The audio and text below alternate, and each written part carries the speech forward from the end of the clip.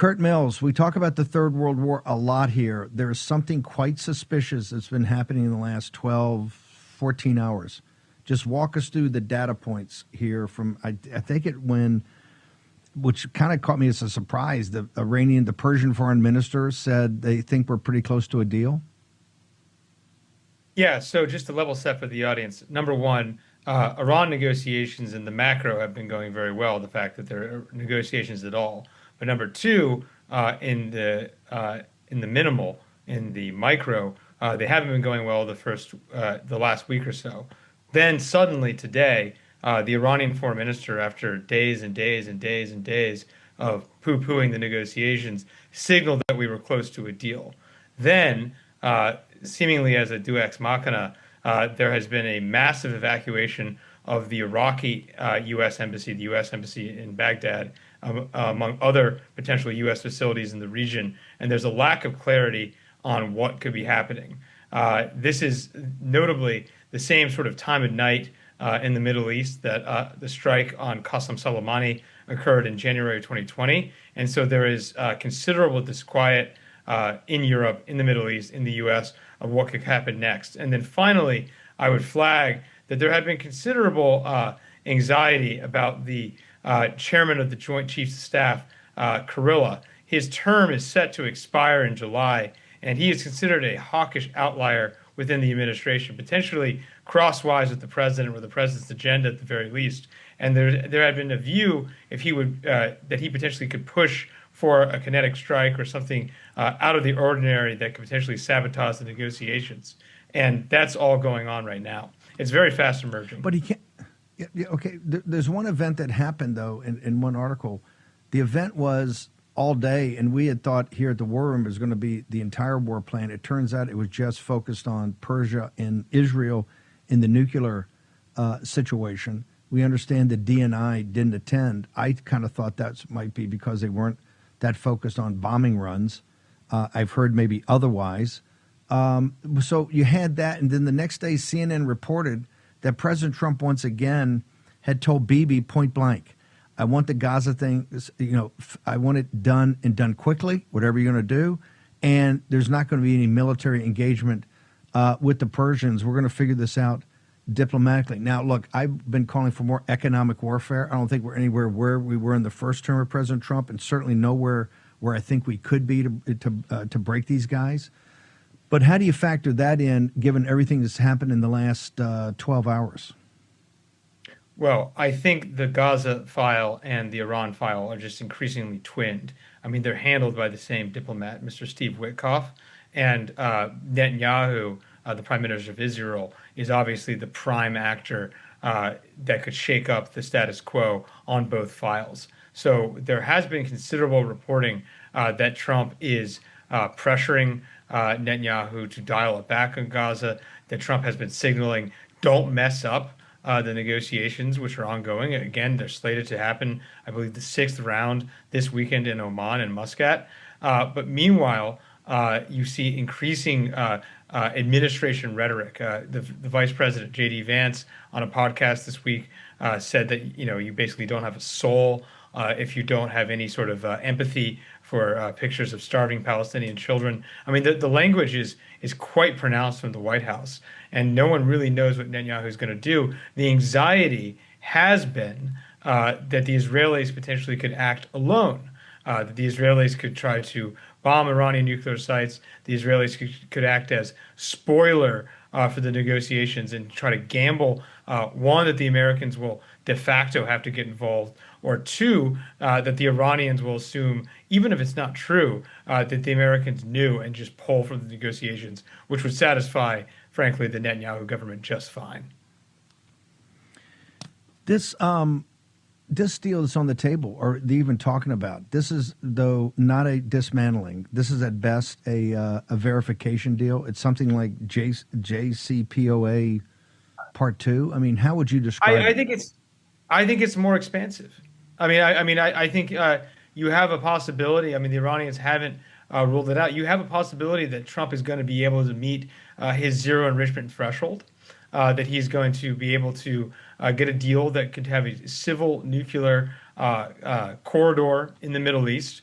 I mean, Contra 10 years ago, Saudi, UAE are on side with Iran negotiations. That is just a totally different environment that Trump had in his first term and that Obama had in his second term. Additionally, you have the Trump backing for this deal in a way that Trump would never have backed the JCPOA even if he had stayed in. So I sort of reject the contention that this is a continuation of JCPOA. Yes, it's a deal with Iran, but this is a more conservative government, a more hardline government.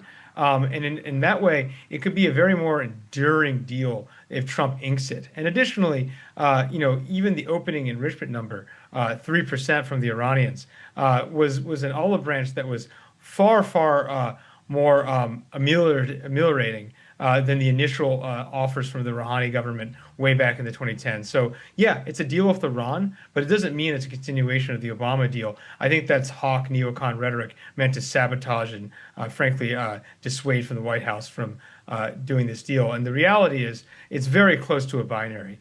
Either we get a Trump-Iran deal or we are on the path to at minimum strikes. But the reality is strikes aren't going to take out these nuclear capabilities. It's going to have to be full-on kinetic action, which means war.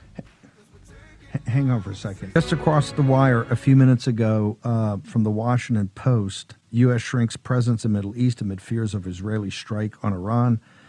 The United States is on high alert in anticipation of a potential Israeli strike on Iran, with the State Department authorizing evacuation of some personnel in Iraq, and the Pentagon greenlighting the departure of military families across the Middle East. In addition, the U.S. has ordered all embassies in striking distance of Iran across the Middle East to convene emergency action committees, send cables confirming that back to the United States. Curt, this is one of my concerns, is that the theory is, whether it's nuclear weapons facilities or making of nuclear material and or ballistic missiles, if the Israelis decide to go it alone without the United States, the counterstrike by Iran will hit American bases. There's not a tremendous amount of personnel there, but we do have them spread out in Kuwait, in the Gulf Emirates, and in Iraq, in the embassy. And this would be the counter. So if you would think something was up, this is what of an imminent strike, and the Washington Post is saying that a strike may be imminent.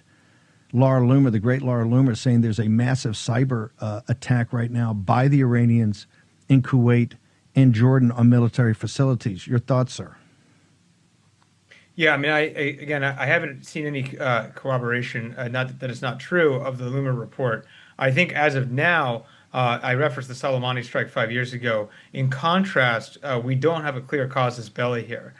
There was reports of an imminent attack by Soleimani that precipitated the assassination 5 years ago. We were not aware of any Iranian action. Again, the Iranians themselves, the foreign ministry today, signaled that we were close to a deal. So if anything, this is being driven, the available evidence anyways, by an external actor.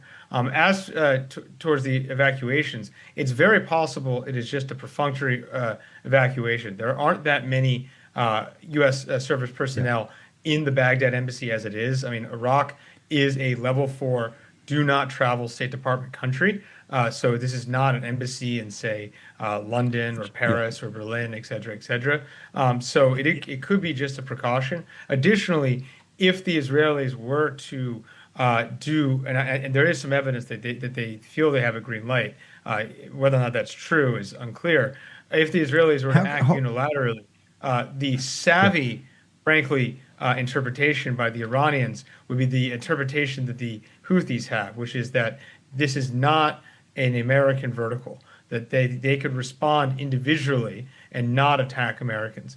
The dumbest thing the Iranians possibly could do at this moment is to go anywhere near American service personnel, etc. But before I let you go, and you're coming in from Brussels tonight, I know you're over there doing stuff to thwart the European Commission and the European Union. Good on you. You're the editor of American Conservative.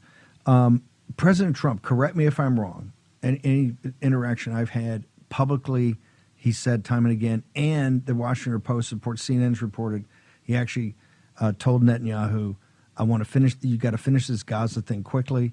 and no strike on Iran. Have you heard any feedback at all, or any of your sources that have said that President Trump has eased up on no military strike on Iran as he tries to negotiate this deal, sir? No, the driving forces on a strike on Iran are Netanyahu, and if anyone remaining in the government really wants to do it, it is the Joint Chiefs Chairman, Mr. Kurilla, whose term is expiring. Kurilla was very much in coordination with the former National Security Advisor, Mike Waltz. They wanted to do strikes months ago. Those were scuttled. There had been some talks that the Yemen strikes that themselves were controversial and got Waltz in trouble with Signalgate or a compromise. This is the driving force. The idea that Trump wants to do strikes, that is not on radar at all. So if there are strikes on the front burner right now, my suspicion is that they are Israel or Pentagon, and by Pentagon I mean permanent bureaucracy driven. Let me ask you, John Ratcliffe's a good man, but are we really, and Ellis is a good man, but we got two guys at the CIA. Are we on top of the CIA? Because they're always a driving force in something like this, the Brennan guys. Do you feel that we're on top of the CIA, that the CIA has anything to do with this? I'm not sure anyone's ever really on top of the CIA. I think Ratcliffe is an interesting figure. He cuts a lower profile than most figures in the administration, say a Vance or a Rubio or a Gabbard. And he's not a creature of the Foreign Service or the intelligence community like his predecessor, Bill Burns. So I'm not particularly aware of what he could be driving at. That being said, my general impression of Ratcliffe is not a fire eater, not somebody who's going to go independent of the president. And again, the clear presidential mandate here, what Trump has been driving at consistently, is he wants a deal, a Trump-Iran nuclear deal. Wants a deal. Does not want military action. But my concern No. is, we saw what happened in Ukraine. We are farther from Russian rapprochement than at any time in President Trump's second term. I'm just telling you, because of this Ukraine. My counter though is, yeah. I think the Iranians though want a deal more than the Russians, and I think that's significant. Curt Mills, you're among the brightest we got. Social media, where they go, American Conservative, all of it, brother. At CurtMills on X, and the website founded in 2002 against the Iraq War by Pat Buchanan, www.theamericanconservative.com. Thanks for your time.